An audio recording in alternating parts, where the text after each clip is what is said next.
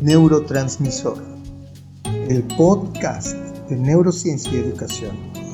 Las neurociencias generan un impacto grande e importante en nuestra actualidad. Nos ayudan a entender mejor lo que sucede con relación al cerebro y nuestra conducta.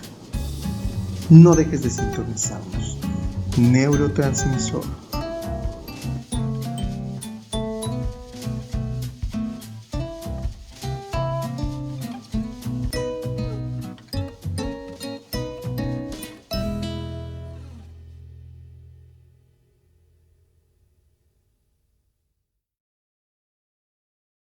Hola, buenos días a todos. A este podcast el primer podcast de neurociencias y educación. Mi nombre es el neuropsicólogo Carlos Alonso y pues el que escucharon en el intro es el psicólogo Juan Pech, que nos va a estar apoyando también en otros capítulos. Y bueno, más que nada este primer capítulo es para comentarles el objetivo de este podcast, ¿no? Como bien vieron en la intro, pues vamos a tener aquí abordar algunos temas desde la neuropsicología, la psicología educativa, la neuroeducación, ¿no? O sea, todo lo que vamos a tratar de hablar de artículos, de investigaciones, de temas en general, pues es basado en este nuevo paradigma de lo neuro, ¿no? En este caso, la neurociencia de la que nos vamos a apoyar, pues es la neuropsicología infantil, la neuropsicología clínica. Y pues nada, un gusto estar aquí con ustedes en este primer capítulo. Espero que les sea de interés, les guste, les sea de utilidad. Igual este podcast pues está relacionado junto al grupo de Facebook, el grupo de neuroeducación que vemos aquí abajito, ¿no? Y bueno, y más que nada, pues darles una primera, un primer vistazo de lo que es este podcast de neurotransmisor. Bueno, vamos a estar tal vez, bueno, tratando de estar en Spotify, en Facebook por lo menos para empezar. Y algo que me gustaría que se pudiera hacer mediante el grupo de Facebook es que vayan participando para proponer temas, ¿no? Ahorita el primer tema que nos propusieron preguntando en el grupo de Facebook, preguntando con unos colegas, pues era hablar en general de qué se trata este podcast, ¿no? De qué se trata la relación entre neurociencia y educación. Bueno, pues acerca de eso vamos a hablar. Eh, en este nuevo paradigma, vamos a decir, de lo neuro, pues encontramos la neuroeducación que está como mucho auge en la actualidad. Y este paradigma de la neuroeducación, pues vamos a darle como un sustento desde la psicología educativa, desde la neuropsicología infantil o clínica, que son realmente el sustento de lo que queremos proponer en este podcast, ¿no?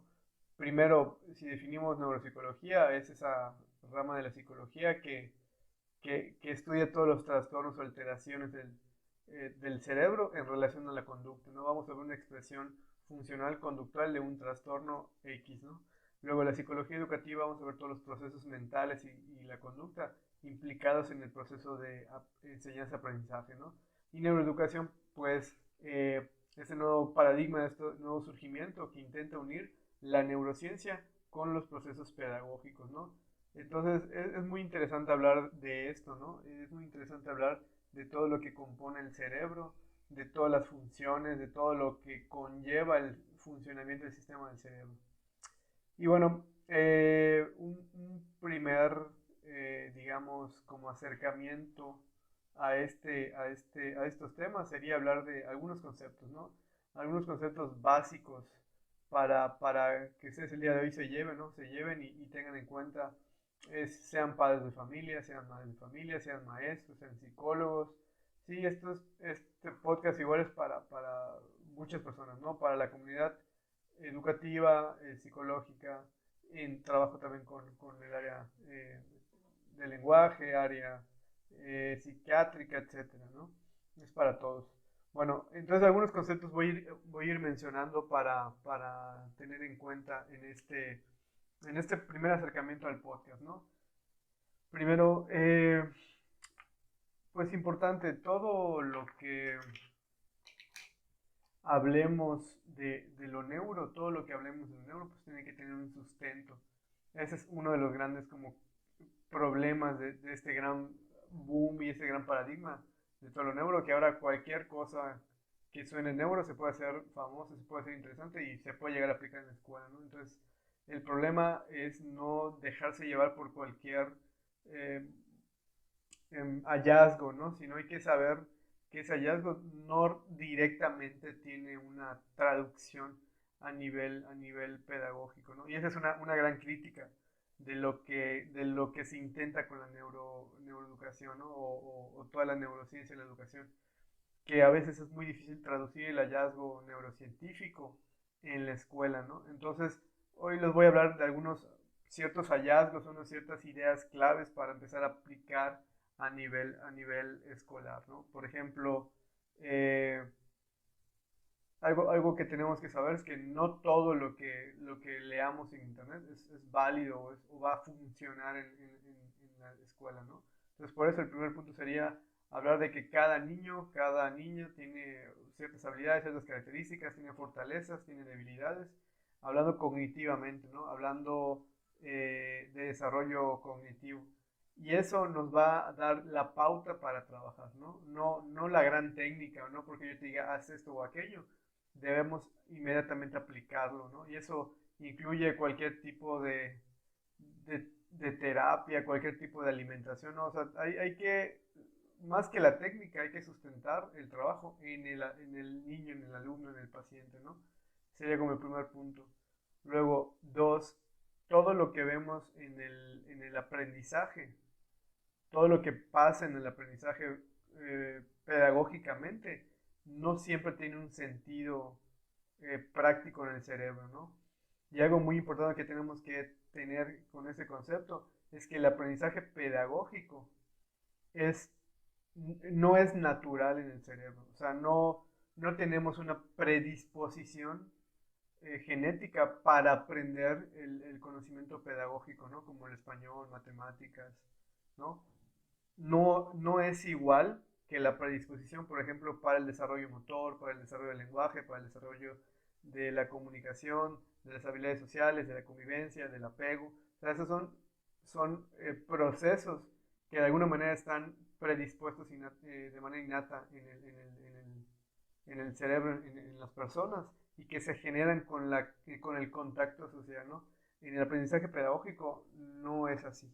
O sea, tiene que haber una enseñanza muy específica para que el niño pueda aprender ese contenido. Y si el niño no lo puede aprender porque tiene ciertas dificultades, entonces lo que tenemos que atender son los sistemas funcionales o las funciones cognitivas que dan sustento a ese aprendizaje pedagógico, ¿no? Por ejemplo, si un niño o una niña tiene problemas en la lectura y sospechamos de dislexia, eh, por decir algo, ¿no? No vamos a trabajar directamente, pues el niño tiene que leer más o tiene que hacer más cosas, no, sino que tenemos que sentarnos en el presente de que el problema de lectura se traduce a nivel cerebral o a nivel cognitivo en dificultades de atención fonémica o auditiva, una alteración de un desarrollo visoespacial, visomotor, en un área muy específica del cerebro, donde se traduce todo lo que son sonidos a letras o conjunto de letras a palabras, ¿no? Es decir, hay que trabajar todo lo que precede ese sistema de lectura y de escritura, ¿no? Entonces, ¿a qué voy con este punto? El que creamos que un proceso es normal o debería pasar a cierta edad, realmente es que no. O sea, leer y escribir como tal es un proceso muy complejo a nivel cognitivo, ¿no? Y si el niño o niña tiene algún tipo de alteración sutil, se va a hacer más evidente la dificultad para adquirir la lectura, la escritura o cualquier conocimiento pedagógico, ¿no? Y ahora, junto a este concepto, vamos a tener el concepto de la plasticidad neuronal, ¿no? Pegado a esto de que no es natural el aprendizaje pedagógico, hay un concepto que vamos a agregar que ese sí tiene mucho, mucho apego a lo que es el desarrollo cerebral, ¿no? ¿Qué es la plasticidad cerebral? Esta plasticidad la podemos traducir en, por ejemplo, adaptación, en aprendizaje, ¿sí? Es lo que nos ayuda a adaptarnos y aprender cosas nuevas, ¿no? Pero esta plasticidad cerebral que se da por varios procesos en el cerebro, ¿sí? Por ejemplo, desde la creación de células nerviosas, la mielinización, etcétera. Tiene varios procesos ahí, desde la concepción, gestación, hasta el nacimiento y a lo largo de la vida, ¿no? En general, todo eso que es la plasticidad cerebral, neuroplasticidad, en los primeros 5 años de vida es como el máximo de plasticidad en el cerebro, ¿no? El cerebro es muy, muy plástico y adaptable y cambiable, ¿no? Entonces, en esos primeros 5 años de vida, no solo es espontáneo el aprendizaje o se generan por sí solas las habilidades en los niños, ¿no? Se tienen que trabajar, ¿no? O sea, y es algo muy importante que tenemos que entender como un concepto básico del cerebro. Es decir, hay muchas funciones que tienen una predisposición innata, ¿no? Como ya dije, el lenguaje, lo motor, etcétera. Pero sin la estimulación adecuada, el cerebro no va a valorar lo significativo que es ese estímulo, ¿no? Porque aquí voy a juntar otro proceso que se llama la muerte celular programada o la poda neuronal, que se da en determinado periodo crítico, en determinado tiempo específico de desarrollo, donde hay un salto, es decir, donde viene un salto de desarrollo y se van a deshacer o se van a desechar sinapsis que no están generando actividad eléctrica, ¿no? Entonces, lo que no se consolida, lo que no se trabaja constantemente, el cerebro lo desecha. Es decir, si el niño tiene dificultades para leer y yo no trabajo nunca la lectura en la primaria, cuando tenga 12 años, retomar el que lea o escriba va a ser difícil, ¿no? Hay que verlo desde cuando surgen las dificultades.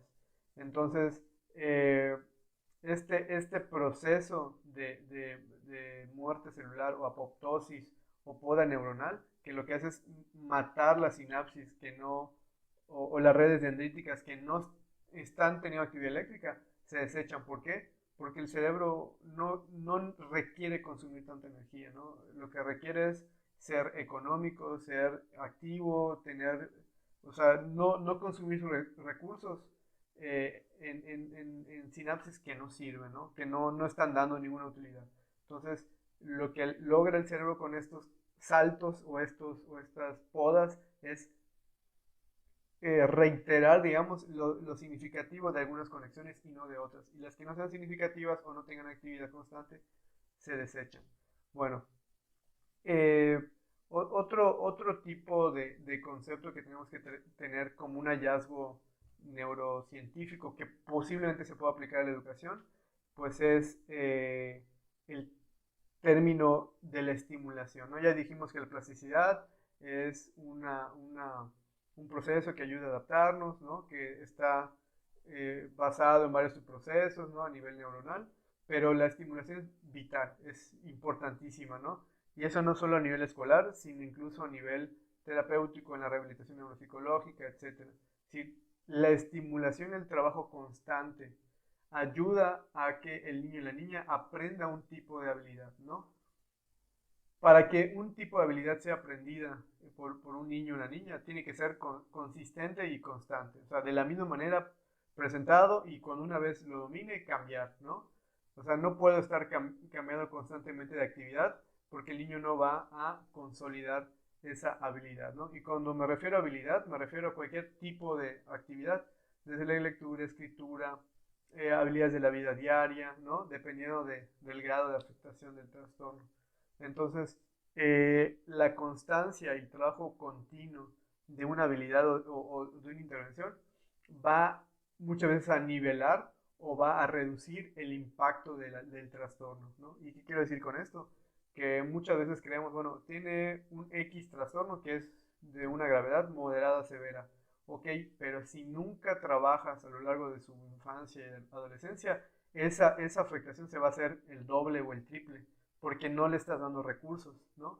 Entonces, cuando tú ves a un niño que se detecta desde muy temprano X trastorno, vamos a hablar, no sé, autismo, trastorno del espectro autista, en un nivel 2 o 3, o sea, moderado a grave, y trabajas a lo largo de la escuela, de la etapa primaria, de secundaria, ¿no? Y al cumplir, no sé, 13, 14 años, el niño va teniendo más habilidades sociales, mejor comunicación, ¿sí? Es decir, se reduce el impacto, ¿no? Y ese sería como el objetivo bueno, para mí como neuropsicólogo sería el objetivo de mi intervención y que creo que para la escuela se podría tomarlo. O sea, todo alteración o trastorno neurobiológico del desarrollo, el objetivo de la intervención es reducir el impacto en su vida diaria, ¿no? Que el niño sea lo más independiente posible. Este es otro concepto que tenemos que aplicar y para eso, pues, ¿qué habilidades van a requerir? Pues lo que necesita el niño, ¿no? Tal vez lo más prioritario ahora sea aprender habilidades de la vida diaria como lavarse los dientes, comer, ir al baño y no aprender a leer, ¿no? Entonces hay que dar como prioridad a lo que su desarrollo necesita en ese momento, porque luego un gran error que cometemos es centrarnos en lo que queremos externamente, ¿no? Toda intervención con niños con un trastorno de neurodesarrollo se basa en sus necesidades y sus prioridades. Si el niño necesita aprender una habilidad de la vida diaria, que ustedes dirán es muy sencillo, ¿no? Sí, pero si hay una alteración, no lo será, ¿no? Porque normalmente en cualquier tipo de alteración como una discapacidad intelectual, autismo, TDAH, muchas de las zonas que están afectadas son áreas frontales en el cerebro, que lo que hacen es la regulación de la conducta y regulación motora. Entonces, aunque pareciera que no, sí hay una afectación que limita esas praxias o esas secuencias motoras complejas, ¿no? Como lavarse los dientes, ¿no? Nosotros solo decimos, bueno, es solo lavarse los dientes, sí, pero realmente se ejecuta con varios movimientos encadenados, ¿no? Agarro el cepillo, pongo pasta, me lavo los dientes de izquierda a derecha, de arriba a abajo, etcétera. Entonces, es muy importante darle prioridad a la intervención que sea necesaria en ese momento y que reduzca el impacto pues que reduzca el impacto de ese trastorno. Y yo creo que, por último, otro concepto muy importante, pues es tomar en cuenta este término que se toma en la actualidad para la inclusión educativa, para la educación especial, que es la neurodiversidad. Y cuando hablamos de neurodiversidad, pues no estamos hablando de un término que se acuña o se sustenta en un movimiento por defender los derechos de las personas con autismo hace algunos años, ¿no? Entonces eso se toma para ahora, para sí la comunidad del espectro autista, pero también para todas las personas que están dentro de o que tienen una condición de un trastorno de neurodesarrollo, ¿no?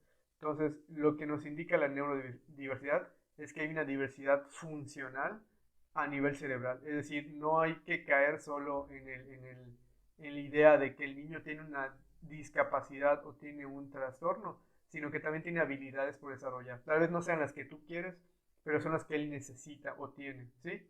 Tal vez tu prioridad es que él lea y escriba, por ejemplo, pero realmente su habilidad en ese momento prioritaria es que sea independiente en su conducta diaria, ¿no? Eso es más importante que el que lo sientes a leer y que no lo está logrando, ¿no? Y entonces, basándonos en las necesidades específicas de los niños, de los alumnos, de los pacientes, es mucho más fácil trabajar. Porque luego lo que pasa es que trabajamos cosas que queremos, pero no que necesitan los niños y las familias, ¿no? Y complementando este término de neurodiversidad, agregamos los dos últimos, ¿no? Que es el término normalidad. Hay que verlo simplemente como un término estadístico. O sea, el X población o tanta cantidad de población no presenta esta alteración y una cantidad menor presenta una alteración específica.